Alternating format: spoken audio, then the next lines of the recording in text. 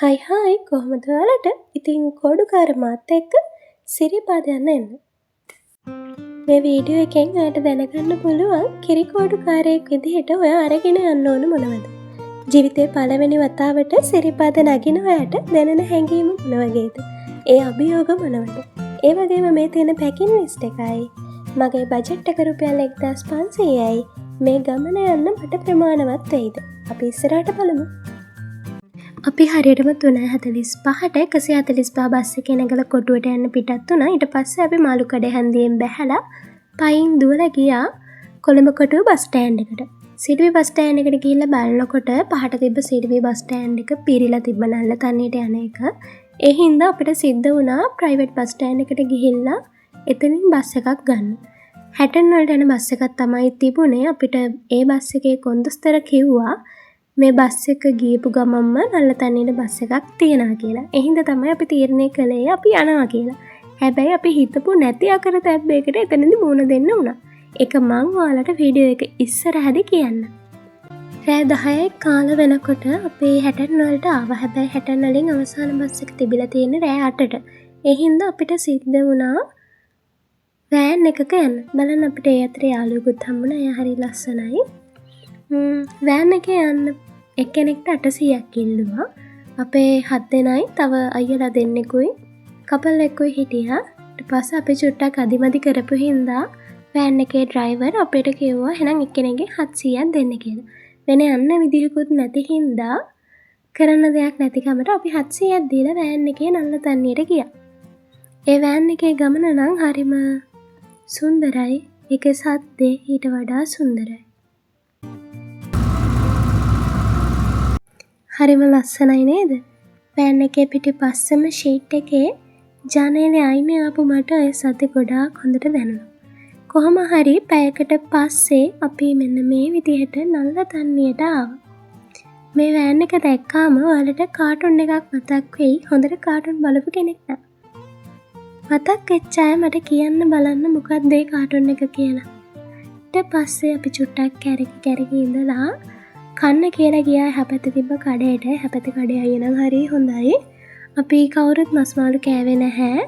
අපි පේ වෙලා හිටපු හින්දා අපි ගත්තේ සම්පූර්ණයෙන්ම එළවලු කෑම. මගේ යාළුවා කෑවේ පරාටයි. එතකොට මගේ අනිත් යාළුවයි කෑවා බත්. කෑම කාලා ඉවර වෙලා අයිස් කැප් ගන්න ඕන අයට අයිස් කැප් සහ රේන් කෝට් ගන්න ඕන අයට රේන් කෝට් ගන්න ගියා. මාත් මෙතන රේන් කෝට් එකක් ගත්තා රුපියල් 400යි. උඩ මන් තව තැනක දැක්ක රේන් කෝට් එකම රුපියල් 300යි. කොහොම වුණත් ඒ ගණන් දෙකටම රේන් කෝට් එක වටිනවා. ඊට පස්සේ කිරිකෝඩුකාරයෝ ටික පන්සිල් ගන්න එතන තිබ්බ බුදු පිළිම ළඟට ගියා. කිරිකෝඩුකාරයෝ ටික පන්සිල් සමාදන් වෙන අතරේ අපේ නඩේ ගුරා වෙච්ච ධනංජය කිරිකෝඩුකාරයන්ට අවශ්‍ය පඳුරු ලෑස්ති කරා. එයා හැමදේම ගෙදරින් අරගෙන ආවා. කහ වතුර, සුදු පටි සහ කාසි. ඔයාලා මේවා ගෙනියන්නේ නැත්නම් ඔයාලට ඒවා එතනින් ගන්නත් පුළුවන්. කිරිකෝඩු පැකට් විකුණන්න තියෙනවා. අපි සමන් දේවාලයත් වන්දනා කරලා එක්කෙනාට පඳුරු 2 ගානේ අපි 5 දෙනාගේ පඳුරු 10ක් ධනංජය අත්වල බැන්දා. එක පඳුරක් එයා බැන්දේ අපිට පරිස්සමෙන් උඩට නගින්න පුළුවන් වෙන්න කියලා. ඊට පස්සේ එයා දෙවෙනි පඳුර අපිට බැන්දේ අපිට පරිස්සමෙන් සිරිපා කරුණා කරලා අපහු පල්ලෙහාට වැහින්න පුළුවන් වෙන්න කියලා. මේ විදිහට අත්වල පඳුරු 2ක් බැඳගෙන අපි අපේ ගමන යන්න පිටත් වුණා. ධනංජය කියන්නේ අපේ නඩේ හිටපු පොඩිම කෙනා. ඒ වුණාට එයා තමයි නඩේ ගුරා. කොහොම හරි ඉතින් ඔන්න අපි අපේ සිරිපා කරුණාව මෙන්න මේ විදිහට ආරම්භ කළා.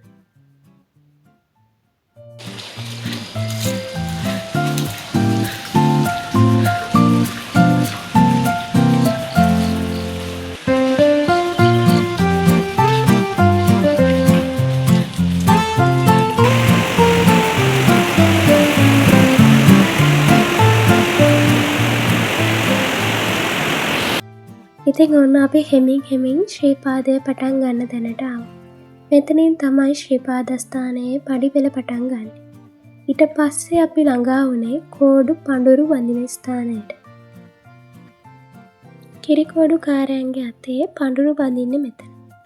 මෙතනදී අපිට තව චූටි යාළුවෝ දෙන්නෙක් හම්බුණා. අම්මෙකුයි පුතෙකුයි. ඒ දෙන්නවත් චුට්ටක් හොරතල් කරලා අපි ගියා අපේ අත්වල පඳුරු බැඳ ගන්න.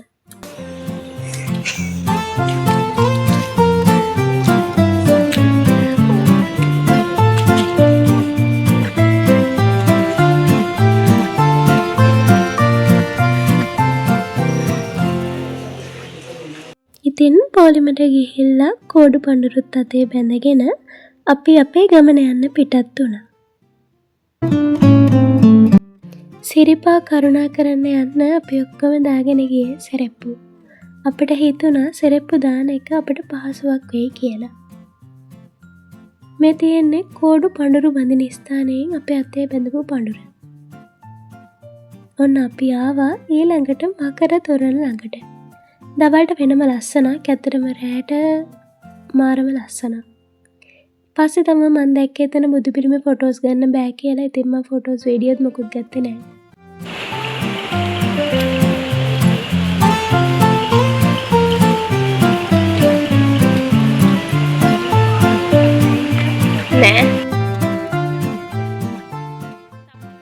මකර තොරණ පහු කරගෙන ආව අපට ඊළඟට හම්බ වුණේ රතු පාලම ළඟ තියෙන සමන් දේවාලය.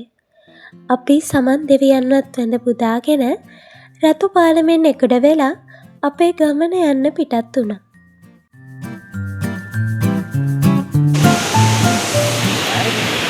මිනිස්සුන්ගේ කතා හඬ ඇහුන් නැති වුණාට සීත ගඟුල නම් අපිව තනි කළේ නැහැ. යනකම් එනකම් වතුර ගලන හඬ දිගටම ඇහුණා. අපි ඊළඟට යන්නේ සීත ගඟුලට. එතනදී ධනංජය අපට දෙහි කෑල්ලක් දුන්නා. මූණ අතපය හොදගෙන දෙහි කෑල්ලෙන් චුට්ටක් ගාගන්න කියලා. වතුර ගොඩාක් සීතලයි. ඔයා සීතලට ඔරොත්තු දෙන කෙනෙක් නෙවෙයි නම් මේ මහරෑ ගිහිල්ලා වතුරට නම් බහින්න එපා. ඇත්තටම ගල් වෙයි. ඒ වගේම සීත ගඟුල එහා පැත්තේ තියෙනවා ඔයාට ගිමන් හරින්න පුළුවන් අම්බලම. සීත ගඟුල පහු කරාම පස්සේ අපිට හම්බ වෙනවා සමන් දේවාලය. අපි එතනදීත් නමස්කාර කරලා අපිට පරිස්සමෙන් යන්න පුළුවන් වෙන්න කියලා ප්‍රාර්ථනා කරලා අපේ ගමනේ ඉතුරු ටික යන්න පටන් තුණා.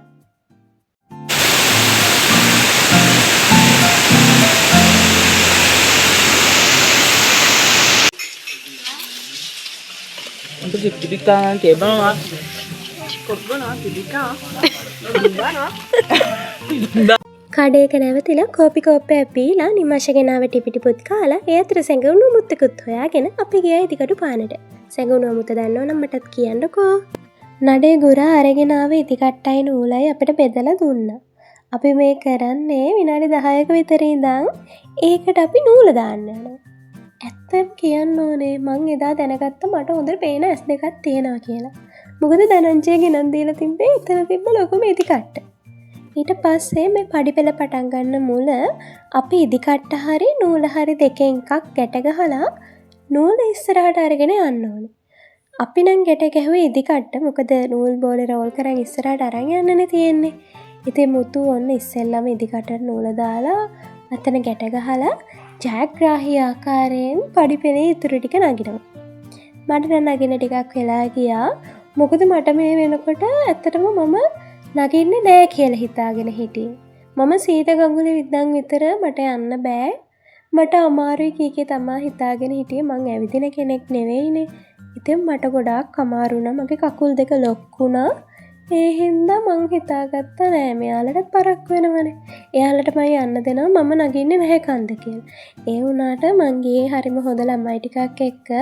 එයාලා කිව්වා නෑ ඔයා නගින්න නැත්තම් අපි යන්නෙත් නැහැ. එහෙම කියලා මගේ බෑග් එකේ යාලා මාරුවෙන් මාරුවට අරන් ආවා. දෙන්නෙක් මාව කරේ එක්කන් ගියා.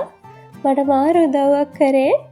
මට හරිම සතුටුයි මං ගියේ ඒ වගේ කට්ටියක් එක්ක නේද කියලා. ඊළඟට අපි ගියේ හැල කනුව ළඟට. කනුවෙන් සුදු වගේ මේ සුදෙන් බෙදෙන්න පවු නොකරන්න කියලා මම හිතේ තියාගෙන මේක වගේ උදාගෙන ප්‍රාර්ථනා කරන්න ඕන මොනවද කියලාත් කියලා දීලා නඩේ ගුරා ගෙදරින් ගෙන ආපු හුණු පැකට් එකෙන් හුණු ටිකක් අතේ ගාලා දීලා අපි එක එක්කෙනාව යවුවා ඇහැල කනුව ළඟට කනුවේ හුණු ගාලා එන්න කියලා.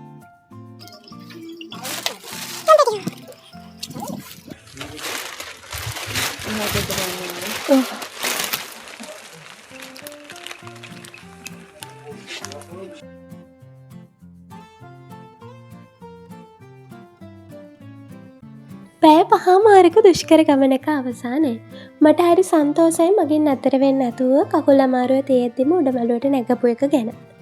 මෙතන ඔයාලට තියෙනවා ගිමන් හරින්න පුළුවන් ශාලා දෙකක්. දකුණු පැත්ත එකයි වම් පැත්ත එකයි. ඒ වගේම ඔයාලගේ වොෂ්රූම් පහසුකම් සඳහා 12 මහේ පානට පල්ලෙහා ඔයාලට වොෂ්රූම් ගොඩාක් තියෙනවා. ඔයාලට පාවිච්චි කරන්න පුළුවන්. හැබැයි පිරිසිදු නැහැ. ඇත්ත කියන්න එපා.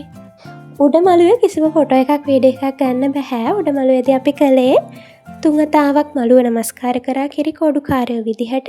ඊට පස්සේ අපේ අතේ තිබුණ එක පඳුරක් ගලවලා උඩමළුවේදී බැන්දා පරිස්සමෙන් සිරිපාද කරුණා කරපු හින්දා. මෙතන තියෙන ලොකු ගාන්ටාරයක්. ඔයාලා ඒක නාද කරන්න ඕනේ ඔයා ගියපු වාර ගාන අනුව. අපි නම් එක වතාවයි ගියේ. ඒ හින්දා එකපාරයි තමයි අපි නාද කළේ.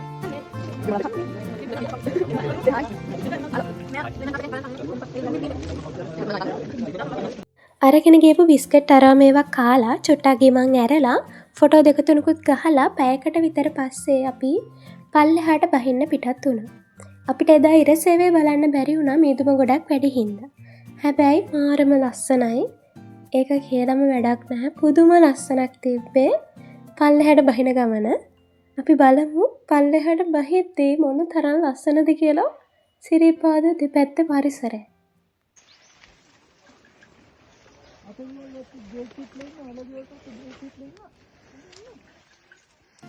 ඇහෙනව නේද කුරුල්ලන්ගේ කීචි පීචි සද්දේ? උදේ පාන්දර 6ට විතර අපි උඩමළුවෙන් පල්ලෙහාට බහින්න පිටත් උනේ. අපි ඒ බහිනකොට පරිසරයේ මාර වෙනස්ම වයිබ් එකක් තිබ්බේ.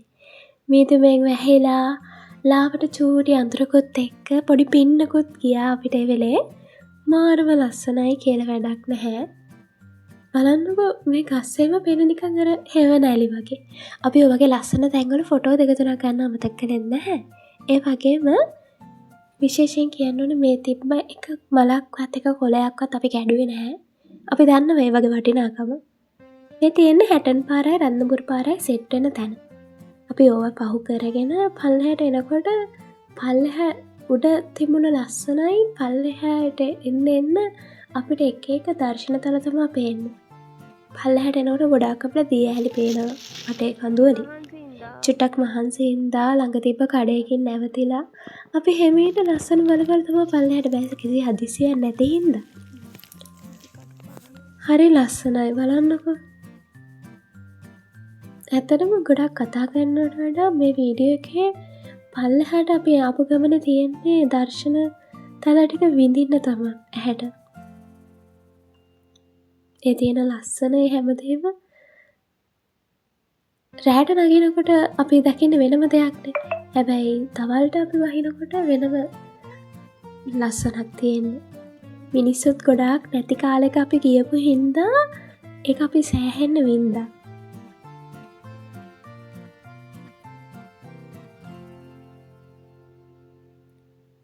කොළපාට විතරමයි හැම පැත්තෙම. අපි ගෙනිච්ච එක ෂොපින් බෑග් එකක්වත් බෝතලයක්වත් මේ කිසිම දෙයක් අපි දාලාවේ නැහැ. අපි හැමදේම අරගෙන ආවේ මොකද මේ වගේ තැන් එහෙම දාලා කැත කරන්න හොඳ නැහැ. මම දැක්කා සමහර කට්ටිය ඒ වගේ දාලා ගිහින් තිබ්බා. ඒක කරන්න එපා. ඔයා යනවා නම් සිරිපාදේ ඔයා ගෙනියන දේවල් ආපහු අරගෙන එන්න. ඒව මගදිකට දාලා එන්න එපා. ඒක හරි වැරදි. ඒ වගේමයි සිරිපාද දෙපැත්තේ මොකුත් අරගෙන එන්නත් එපා.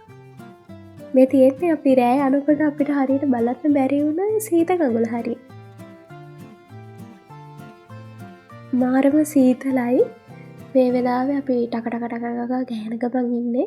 මං උඩදී ඇඳුම් මාරු කරගත්තා. මොකද යනකොටත් අපි වැස්ස දෙමුණනේ. ඒ හින්දා මං හිතන්නේ මගේ සීතල අඩු වුණා. මේ හරියම මාරම ලස්සනයි. මට මේ තැන නම මතක නෑනේ. ඔයාලා දන්නවනම් කියන්න බලන්න මේ තැනේ නම. පුළුවන් ද ගෙස් කරන්න ඔයාලට අපි මේ ගියේ වාරේද අවාරේද කියලා. මගේ යාළුවෝ කිව්ව විදිහට නම් සිරිපාද නගිනකොට දෙපැත්ත අපිට සෑහෙන වටවල සමහන් වගේ තැන්වලින් සමහන් වගේ ගොල්ල හට් ගහලා අපිට සමහන් බොන්න ඒ වගේ දේවල් තියෙනවා කිව්වා. හැබැයි අපි යනකොට සහ එනකොට මේ දෙකේදීම අපිට ඒ දැන් හම්බුනේ නැහැ. ගොඩක් ඒවා වහලායි තිබ්බේ. සමහන් එකේ මේ එක හට් එකක් තිබ්බා. යාලා කිව්වා යාලා හවස තමයි කිව්වා අරින්නේ. ඒ හින්දා අපිට මිස් වුණා. මොකද අපි නැක්කෙත් පාන්දරනේ. බහින්නෙත් උදේ පාන්දර. ඉතින් අපිට මිස් වුණා. කමක් නැහැ. මේ හරිය මං හිතන්නේ ගමක් වෙන්න ඕන. මොකද මම දැක්කා ඒ හරියේ විදුලි බල මණ්ඩලයේ පොඩි බ්‍රාන්ච් එකකුත් තියෙනවා. මේ හරිය නිකන් ගමක් වගේ කෑල්ලක්. ඒ හරිය ඇත්තටම හරි ලස්සනයි. බලන්නකෝ. අර අමුතු මේකක් තියෙනවා.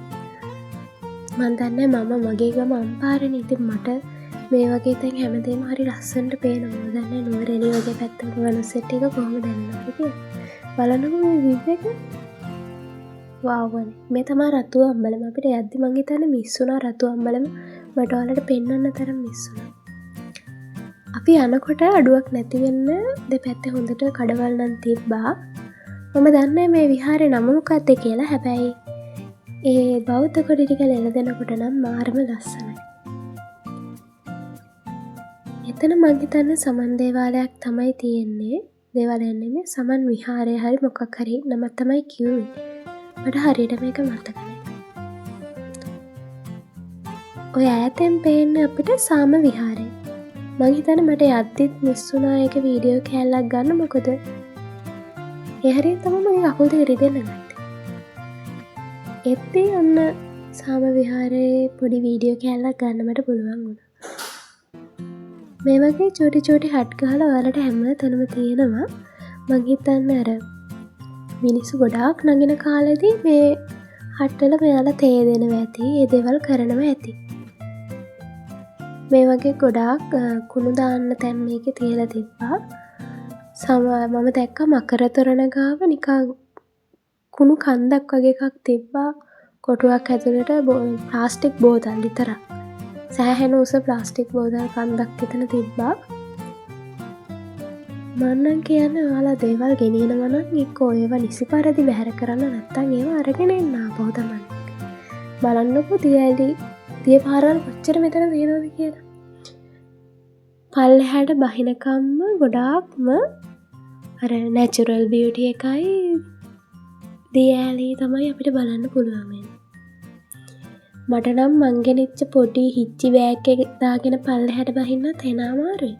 මට හිතාගන්න බෑ මේ අංකල්ලා මේ කොහොම මෙච්චර මේ බරක් ගෙනියනවද කියලා. එයාලට සමහර විට පුරුදු ඇති ඒක. එක මේ අංකල් දැන් ඔය මොන හරි පෙට්ටි ගොඩන්නේ.